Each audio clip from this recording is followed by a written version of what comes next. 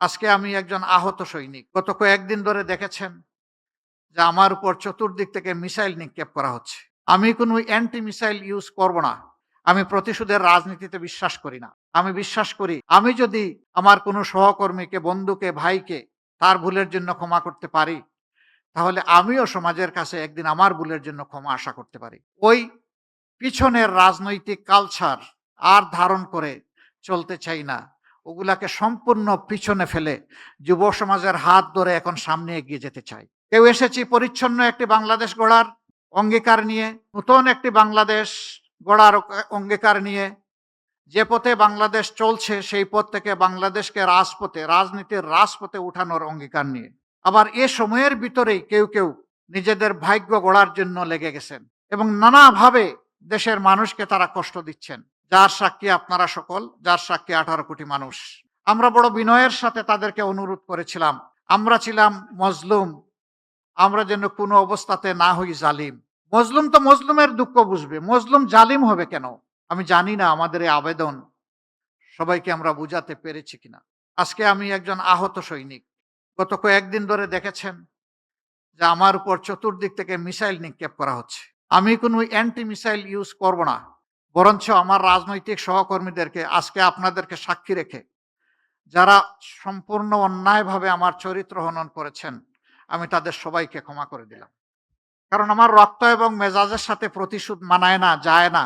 আমি প্রতিশোধের রাজনীতিতে বিশ্বাস করি না। আমি বিশ্বাস করি আমি যদি আমার কোনো সহকর্মীকে, বন্ধুকে, ভাইকে তার ভুলের জন্য ক্ষমা করতে পারি, তাহলে আমিও সমাজের কাছে একদিন আমার ভুলের জন্য ক্ষমা আশা করতে পারি। কিন্তু সেই আমি মানুষটাই যদি প্রতিশোধের রাস্তা ধরে হাঁটতে চাই, তাহলে আমার উপর থেকে আরেকজনের প্রতিশোধ নেওয়ার অধিকার তৈরি হয়ে যায়। এই প্রতিশোধ, প্রতিহিংসার রাজনীতি করে করে আমাদের সমাজকে, দেশকে অনেক ক্ষতি করে ফেলেছে। ওই পিছনের রাজনৈতিক কালচার আর ধারণ করে চলতে চাই না। ওগুলাকে সম্পূর্ণ পিছনে ফেলে যুব সমাজের হাত ধরে এখন সামনে এগিয়ে যেতে চাই। আমি বিলিভ করি আমাদের যুব সমাজ অনেক পটেনশিয়াল। আমাদের যুব সমাজ আমাদের চাইতে অনেক ফ্রেশ। তারা অনেক ইনোভেটিভ এবং প্র্যাগমেটিক। তারা পারবে ইনশাআল্লাহ। যেভাবে তারা পেরেছে জুলাইতে, ওভাবেই পারবে আগামীর একটা বাংলাদেশ গড়ে দিতে। সেই যুব সমাজের প্রত্যাশাকে, আকাঙ্ক্ষাকে ধারণ করেই আমরা আমাদের ইশতেহার রচনা করেছি। ইশতেহার রচনা করেছি মায়ের জাতিকে সম্মান দেওয়ার জন্যে। ইশতেহার রচনা করেছি শিশুদেরকে নিরাপদ আবাসভূমি তৈরি করে দেওয়ার জন্যে, তার মেধা বিকাশের উপযুক্ত পরিবেশ নিশ্চিত করার জন্যে। আমরা তৈরি করেছি সুস্থ জাতি গঠনের জন্য শারীরিক সুস্থতার প্রয়োজনে যা দরকার সেই সমস্ত সার্ভিস নিশ্চিত করার জন্য। আমরা যে কৃষকরা আমাদের মুখে খাবার তুলে দেন, সেই কৃষকদের জীবনে আমরা বিপ্লব আনতে চাই।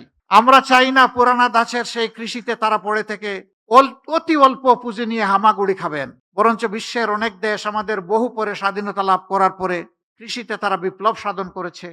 একসময় তাদের দেশ ছিল আমাদের মতো ইম্পোর্ট ডিপেন্ডেন্ট, এখন তারা হয়ে গেছে এক্সপোর্ট ওরিয়েন্টেড। আমরা পারবো ইনশাআল্লাহ। Next level, well done, side by side, free.